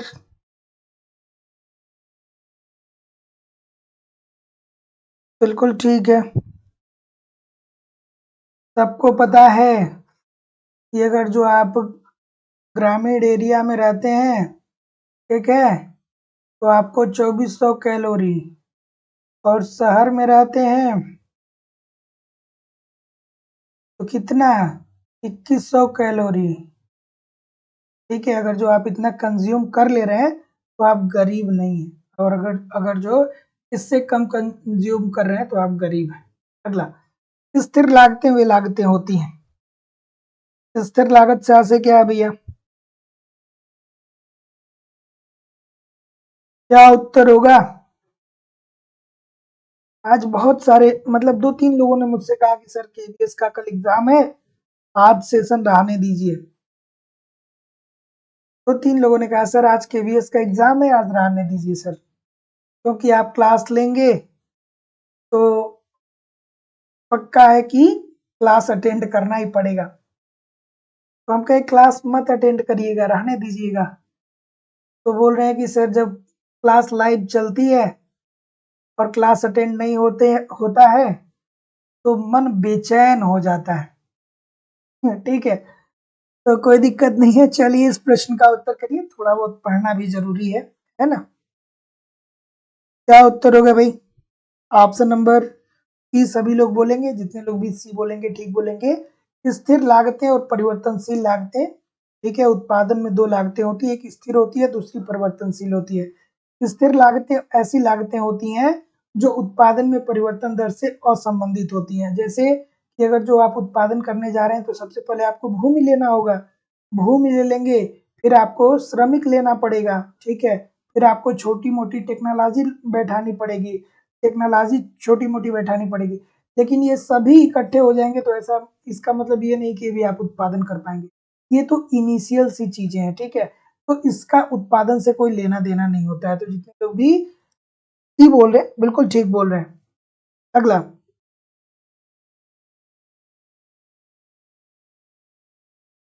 चलिए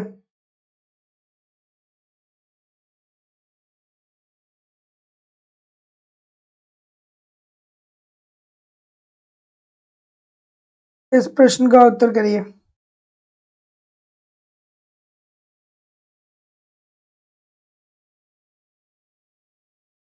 ग्रामीण वालों के लिए अधिक कैलोरी इसलिए रखा गया है कि जो ग्रामीण गांव में लोग रहते हैं वो अमूमन क्या जानते हैं, सुबह में 9 बजे भोजन एक बार मिल जाए और शाम को 7 या 8 बजे एक बार भोजन मिल जाए।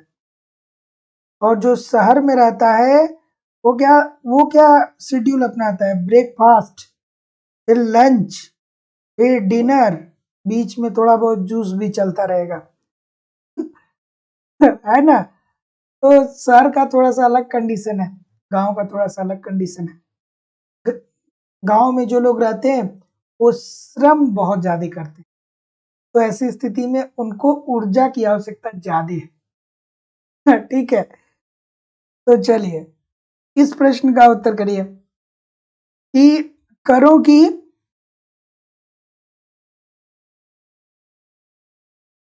करों की दर घटने से कर राजस्व में उल्लेखनीय वृद्धि होगी, ये बात किसका है? तो जैसा कि मैं देख पा रहा हूँ ऑप्शन नंबर क्या बोल रहे हैं, बिल्कुल ठीक है, और कोई लैफर बकर की बात बोल रहे हैं, और कोई लैफर बकर की बात बोल रहे हैं, जितने लोग भी जितने लोग भी बी बोल रहे हैं सभी लोग का उत्तर यहाँ पे बिल्कुल ठीक है कि करों की दर घटने से कर राजस्व में उल्लेखनीय वृद्धि होगी। ये मत किसका है? लैफर साहब का है। तो option number B according to the question this का राइट आंसर हो जाएगा। एब्सोल्युटली ठीक है, बहुत बार बताया। अगला प्रश्न, ये तो हम लोग कर चुके हैं भाई, ये प्रश्न तो हम लोग कर चुके हैं। क्या किए थे? 1965 किए थे ना, ठीक बोल रहे हैं। तो कृषि मूल्य आयोग, जिसे अब कृषि लागत एवं मूल्य आयोग के नाम से जाना जाता है, इसकी स्थापना हुई थी 1965 में। 3 बार ये प्रश्न आ गए। अगला, मानव विकास सूचकांक में निम्नलिखित में से कौन से चर सम्मिलित किए जाते हैं?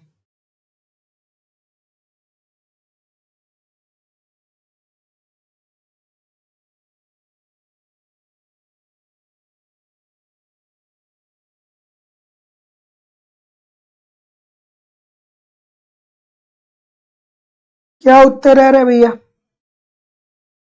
ऑप्शन नंबर, मानव विकास सूचकांक का प्रतिपादन किसने किया था?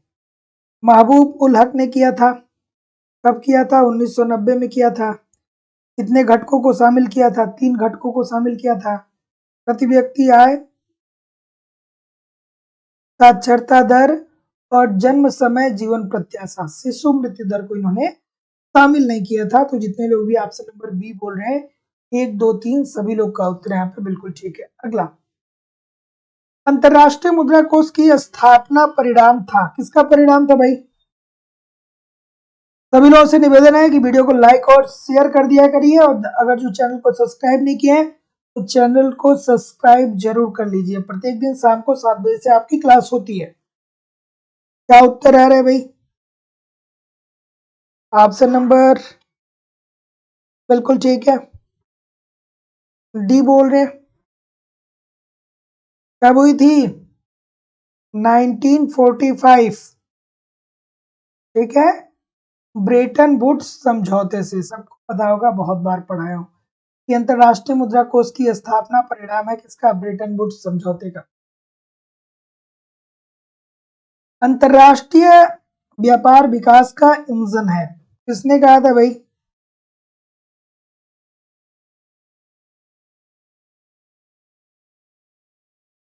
बिल्कुल ठीक है, बिल्कुल ठीक है।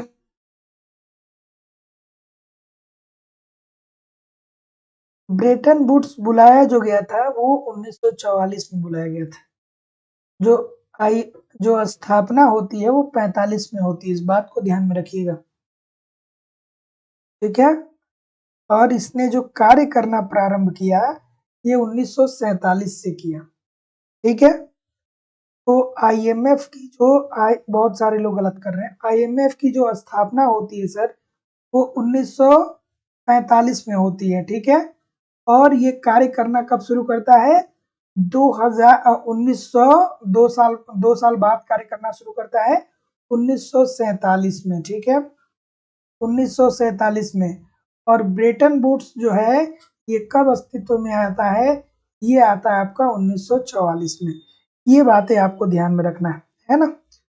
तो अंतरराष्ट्रीय व्यापार विकास का इंजन है, ये विचार सर्वप्रथम किसने दिया था? तो जितने लोग भी हैबरलर की बात बोल रहे हैं सभी लोग का उत्तर बिल्कुल ठीक है।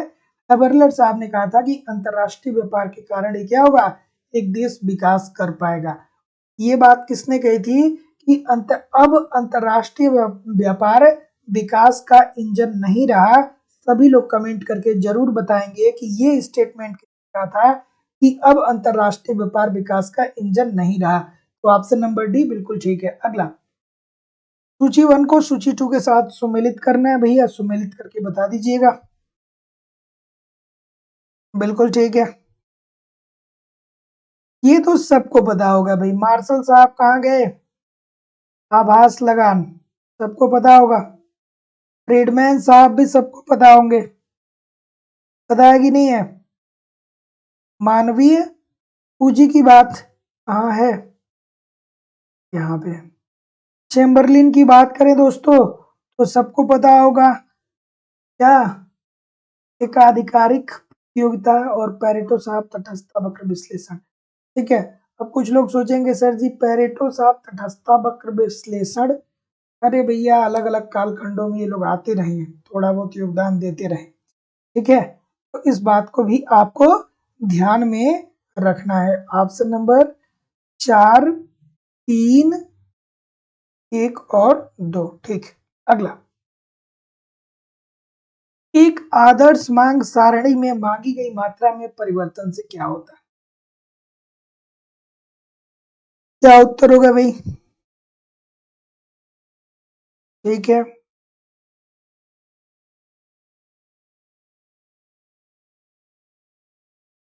ठीक है,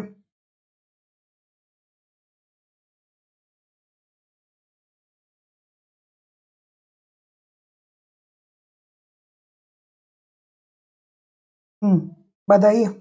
बोल रहे हैं ना कि एक आदर्श मांग सारणी में मांगी गई मात्रा में परिवर्तन जो होता है वो मूल्य के विलोमानुपात में होता है, अर्थात मांग और मूल्य अर्थात कीमत में विपरीत संबंध होता है, क्योंकि अगर जो कीमतों में वृद्धि हो रही है तो मांग में क्या आती है, कमी आती है। Option number see this is the right answer हो जाएगा। देखिए दोस्तों, एप्लीकेशन पे ये सारी चीजें, जितनी भी चीजें आ रही हैं आपके सामने, सब कुछ पढ़ाया जा रहा है, ठीक है। अब वो बात आपके दिमाग पे डिपेंड करता है कि कितना आप कैच कर पा रहे हैं। जैसे मैंने मांग तालिका जब आप लोग को वहां पे पढ़ाया था, तो यही सारी बातें मैं सब विस्तार से आपको वहां पे बताया था, ठीक है। मांग तालिका जब पढ़ाया था, तो आप नहीं अगर जो ठीक तरीके से वीडियोस को देख रहे हैं तो बार बार रिवाइज करिए, बार बार रिवीजन करिए। मेरे द्वारा सब कुछ दिया जा रहा है, बस आप ईमानदारी का परिचय दीजिए, ठीक है ना। चलिए, कि गुणक का संबंध होता है ये तो सबको पता होगा। रोजगार गुणक की अवधारणा किसने दिया था सर? रोजगार गुणक की अवधारणा किसने दिया था? रोजगार गुणक की अवधारणा किसने दिया था? आरिफ काहन ने। निवेश गुणक की अवधारणा किसने दिया था? इन साहब ने। गुणक इज इक्वल टू क्या होता है? डेल्टा सी अपन डेल्टा वाई, ठीक है, सॉरी डेल्टा आई, ठीक है। यदि निवेश में के गुना निवेश में वृद्धि की जाती है तो राष्ट्रीय आय में के गुना वृद्धि आ जाएगी। तो जितने लोग भी ये बोल रहे हैं ठीक बोल रहे हैं। अगला, चलिए, ठीक है, ठीक है।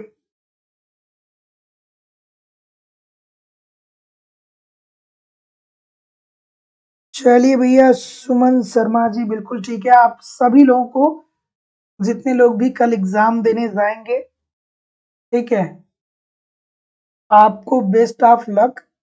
आप बिल्कुल इत्मीनान से पेपर दीजिएगा, अपनी मेहनत पे भरोसा करिएगा। आपको पता है कि आपने बहुत मेहनत किया है, तो मेहनत किया है तो अब असली जो आपका जो उस मेहनत का असली परिणाम जो है वो आने का समय एक तरीके से नजदीक है। तो आप बिल्कुल निडर होकर के जाइए, एग्जाम दीजिए। आपने बहुत प्रयास किया है, बहुत मेहनत किया है, सब कुछ यहाँ पे है, सब कुछ इस दिमाग में है। ये मत सोचिए कि हमारी तैयारी अधूरी है, इतना दिन से पढ़ ही तो रहे ना, सब कुछ ठीक होगा। बिल्कुल कंसंट्रेट होकर एग्जाम देके आइए, सफलता जरूर मिलेगी। चलिए बताइए कि रिकार्डो के अनुसार दो देशों के मध्य व्यापार होता है, क्यों होता है भैया? दो देशों के मध्य व्यापार क्यों होता है? क्योंकि दोनों के लागतों में तुलनात्मक अंतर पाया जाता है। इतना इजी सी बात है, बहुत सारे लोग गलत कर रहे हैं। तो जितने लोग भी सी बोल रहे हैं सभी लोग का उत्तर यहाँ पे एब्सोल्युटली 100% ठीक है। क्योंकि हमारे देश में थोड़ा बहुत पेट्रोल की खदानें हैं, लेकिन फिर भी उसको प्रयोग योग्य बनाने में हमारी लागत बहुत लग जाती है। वहीं इराक ईरान की लागत जो होती है पेट्रोल को प्रयोग योग्य बनाने में उनकी लागत कम होती है। इसी कारण से जो थोड़े बहुत पेट्रोल की खदानें भी हमारे पास है, हम पेट्रोल ठीक तरीके से इस्तेमाल नहीं कर पा रहे। अगला प्रश्न,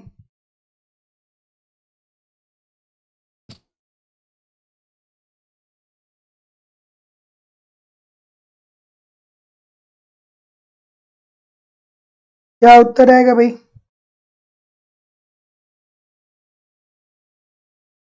ठीक है, किसी देश का भुगतान संतुलन एक लेखा जोखा है जो दर्शाता है। तो ये तो इजी सी बात है। तो जितने लोग भी सी बोल रहे हैं कि एक निश्चित समयावधि में अन्य देशों के साथ समस्त आर्थिक लेन देन, ठीक है। इसमें नियर अबाउट 1 ईयर की बात की जाती है कि एक वर्ष में एक देश ने विश्व के अन्य देशों के साथ क्या लेन देन किया है, उसी की क्या होती है, सूची और लेखा जोखा होता है। This is the right answer हो जाएगा। अगला, रिकार्डो ने भविष्यवाणी की थी कि अर्थव्यवस्था स्थिर अवस्थान पहुंच जाएगी, क्योंकि ये तो बहुत आसान सा प्रश्न सबको पता होगा। क्यों? ऑप्शन नंबर बी सबको पता होना चाहिए क्या? क्या कहा था कि अर्थव्यवस्था में कृषि योग्य भूमि नहीं बचेगी। ठीक है, रिकार्डो साहब ने कहा था कि एक समय ऐसा आएगा कि अर्थव्यवस्था, जनसंख्या बहुत तेजी से बढ़ेगी और भूमि बचेगा ही नहीं, और भूमि बचेगा ही नहीं तो उत्पादन नहीं होगा, क्योंकि उत्पादन का एकमात्र साधन जो है वो भूमि है। भूमि ही जब खत्म हो जाएगा तो उत्पादन कैसे होगा, और जब उत्पादन नहीं होगा भैया तो ऐसी स्थिति में आर्थिक क्रियाएं नहीं होंगी, आर्थिक क्रियाएं नहीं होंगी तो क्या होगा कि अर्थव्यवस्था स्थिर अवस्था में पहुंच जाएगा। अगला, असंतुलित विकास प्राक्कलन इस मान्यता पे आधारित है। असंतुलित विकास की बात कौन करता है सर? हर्समैन करते हैं। क्या कहते हैं हर्समैन, क्या बोलते हैं?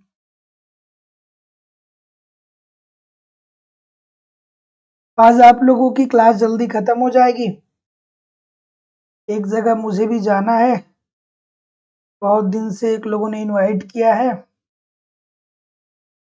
तो जाना है तो जल्दी क्लास खत्म कर देंगे, परेशान ना होइए, ठीक है। तो असंतुलित विकास की बात कौन करता है? हर्समैन साहब कहते हैं कि अर्थव्यवस्था के उन्हीं क्षेत्रों में आप निवेश करिए जिन क्षेत्रों में लाभ ज्यादा मिल पाए, और जब लाभ आपको मिले तो बाकी के क्षेत्रों में आप निवेश करिए, जिससे आपकी अर्थव्यवस्था क्या होगी, सुचारू रूप से आगे बढ़ेगी। तो जितने लोग भी बी बोल रहे हैं सभी लोग का उत्तर बिल्कुल ठीक है। पूंजी और कुशल श्रम की पूर्ति क्या है, दुर्लभ है। ठीक है, तो जितने लोग भी बी बोल रहे हैं सभी लोग का उत्तर यहाँ पे बिल्कुल ठीक है। तो संतुलित विकास किसने किसने अवधारणा दी थी? हर्समैन ने, और कहा था कि जो पूंजी है और जो श्रम है वो क्या है, वो सीमित है, इसीलिए उसका ठीक तरीके से इस्तेमाल करिए। अगला, द एफ्लुएंट सोसाइटी पुस्तक के लेखक कौन है? बिल्कुल ठीक है, तो याद रखिएगा जेके गैल्ब्रिथ साहब है, तो option number B this is the right answer हो जाएगा। कहीं भी जाइएगा नहीं, कमेंट करके बताइए कि कितने प्रतिशत प्रश्न आपके सही हुए। और दोस्तों, इकोनॉमिक्स की हमारी जो दूसरी क्लास चल रही है वो लाइव स्टडी इलाहाबाद के मोबाइल एप्लीकेशन पे हो रही है। यहाँ पे ए टू जेड इकोनॉमिक्स के सारे कॉन्सेप्ट आपको पढ़ाए जा रहे हैं, क्योंकि कॉन्सेप्ट पढ़ने बहुत ही जरूरी है। अगर जो आपका कॉन्सेप्ट क्लियर नहीं है तो ऐसी स्थिति में ऑब्जेक्टिव क्वेश्चन को सॉल्व करने में बहुत सारी कठिनाई का सामना करना पड़ता है। तो दोस्तों, आपकी इसी रिक्वायरमेंट को ध्यान में रखते हुए लाइव स्टडी इलाहाबाद के मोबाइल एप्लीकेशन पे ए टू जेड इकोनॉमिक्स के सारे कॉन्सेप्ट आपको पढ़ाए जा रहे हैं। अगर जो आप ईमानदारी से वहाँ पे कॉन्सेप्ट पढ़ते हैं, यूट्यूब पे प्रैक्टिस करते हैं, तो कहीं भी इधर उधर जाने की जरूरत नहीं है। साथ ही साथ कंप्लीट इकोनॉमिक्स के नोट्स भी आपको दिए जा रहे हैं, तो नोट्स पढ़िए, बार बार रिवीजन करिए। टेस्ट सीरीज दिए जा रहे हैं, टेस्ट दीजिए, देखिए आपकी तैयारी कैसे चल रही है, आपके एग्जाम में किस प्रकार के प्रश्न पूछे जाते हैं। प्रीवियस ईयर के क्वेश्चन पेपर और करंट सब कुछ मेरे द्वारा प्रोवाइड किया जा रहा है, आपको कहीं से कुछ भी कलेक्ट करने की जरूरत नहीं है। वैलिडिटी ऑफ कोर्स आपकी लाइफ टाइम है। इट मीन्स एक बार आप एडमिशन लेंगे तो आप हमारे साथ तब तक बने रहेंगे जब तक कि आपका सिलेक्शन हो नहीं जाता है। UP TGT PGT, Madhya Pradesh state, Madhya Pradesh SET, Jharkhand TGT PGT, LT grade, GIC lecturer, UGC NET और उत्तराखंड लेक्चरर, सबका बैच जो है वो अलग अलग चल रहा है। ठीक है, अलग अलग चल रहा है, आपके सिलेबस के अनुसार सारी चीजें पढ़ाई जा रही हैं, और वैलिडिटी ऑफ कोर्स आपकी लाइफ टाइम है। इसमें से एक बार एडमिशन लेते हैं तो आप हमारे साथ तब तक बने रहेंगे जब तक कि आपका सिलेक्शन नहीं हो जाता है। एडमिशन लेने के दो तरीके हैं। पहला तरीका यह है कि डिस्क्रिप्शन बॉक्स में जाइए, एप्लीकेशन का लिंक दिया गया है, वहां से एप्लीकेशन से डायरेक्ट कोर्स को परचेज कर सकते हैं, या अगर जो वहां से नहीं परचेज कर पा रहे तो इस नंबर पे गूगल पे, फोन पे या पेटीएम के माध्यम से आप अपनी फीस जमा करेंगे, या इस क्यूआर कोड को स्कैन करके अपनी फीस जमा करेंगे। एमपी टेट, एमपी सेट और यूजीसी नेट की जो फीस है वो आपकी 2500 रुपए है। PGT PGT, UP TGT PGT और झारखंड टीजीटी पीजीटी केवल 2000 रुपए। तो आप अपने अनुसार क्या कर सकते हैं कि फीस पेमेंट करके एडमिशन ले सकते हैं। अगर जो आपको अलग से नोट्स, अलग से टेस्ट सीरीज, अलग से प्रीवियस ईयर के क्वेश्चन पेपर कुछ भी अलग से चाहिए तो उसके लिए भी आप इस नंबर पे इंक्वायरी कर सकते हैं, जरूर कर सकते हैं। ठीक है, तो thank you very much everybody. हम लोग अब मिलेंगे कल शाम को 7 बजे एक नए उत्साह, नए एनर्जी के साथ। तब तक के लिए पढ़िए, आगे बढ़िए। नमस्कार दोस्तों, धन्यवाद।